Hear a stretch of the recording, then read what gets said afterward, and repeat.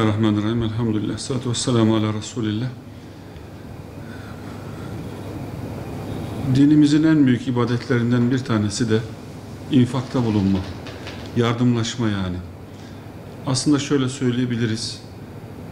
Cenab-ı Hakk'ın bize emretmiş olduğu bütün ibadetlerimiz aslında birlik beraberliğimiz, kardeşliğimiz ve çevremizdeki beraber yaşamış olduğumuz insanların bizim yapmış olduğumuz ibadetlerden istifade etmeleridir.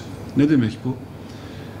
Allah'ını bilen, tanıyan bir kimse, Allah'a kul olma sevdasını taşıyan bir kimse, Allah'ın rızasının kulların rızasında, onların gönüllerinin alınmasında olduğunu çok iyi bilir. Çünkü namaz kılan bir insan helali haramı bilir, helalden kazanır, haramdan uzak durur ve Allah'ın kendisine vermiş olduğu her şeyi paylaşır.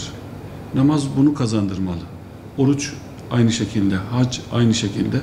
Zannedildiği gibi ibadetler sadece şahsı bağlayan ve bir takım şekillerden ibaret olan, sadece insanın kendi iç dünyasıyla sınırlı olan bir fiil değildir.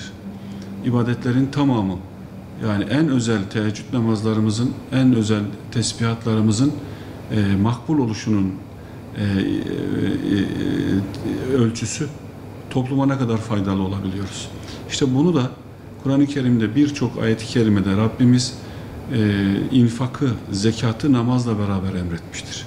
Elif lam mim zalikel kitabu la raybe fihi huden lil muttakin diye başlayan Bakara suresinin ilk ayetinden Kul auzu bi rabbin nas'a kadar bütün ibadetleri anlatırken Allahu Teala kul hakkı olan ve yardımlaşmayı emreden bütün ayetleri içerdiğini görüyoruz.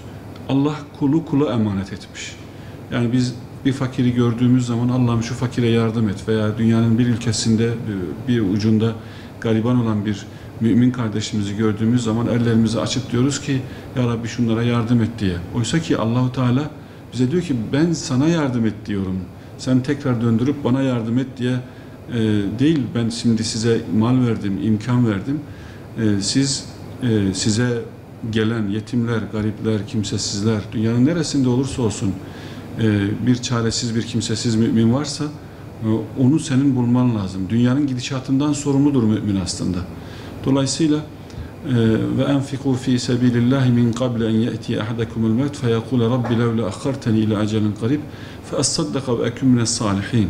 Ölüm size gelmeden Ya Rabbi beni biraz geciktirsen de, yani biraz daha hayatta kalsam da sadaka yapsam, versem, iyilik yapsam da tekrar senin huzuruna gelsem demeden önce, son nefesinizi vermeden önce, hayat bitmeden önce mutlaka Allah yolunda infakta bulunun.